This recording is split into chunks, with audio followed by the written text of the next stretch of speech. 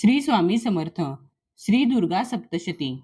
श्री दुर्गा सप्तशतीचा पाठ पूर्वाभिमुख बसून करावा. बसण्यासाठी दशा नसलेले आसन असावे. अंगावर धूत वस्त्र किंवा सोवळे असावे. ग्रंथ ठेवण्यासाठी पाठ असावा.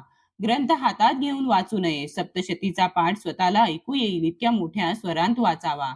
मधल्या मनात वाचू नये. मनातल्या मनात वाचू नये. पाठ वाचन करताना एका लयीत आवाजाचा जास्त चढउतार न करता योग्य छंदात करावा. तसेच वाचन करीत असताना हलू डोलू नये. मध्येच कोणाशी बोलू नये. पाठ पूर्ण होईपर्यंत आसनावरून उठू नये. जांभई शिंक ढेकर आल्यास श्रोत्राचमन करावे. शक्यतो भोजन करून पाठ वाचू नये. घरी पाठ वाचताना न्यासाचा भाग टाळू नये. आसन बंधन व संरक्षण हे स्वतंत्र विधी आहेत. हे लक्षात घेऊन ते व्यवस्थित करावेत.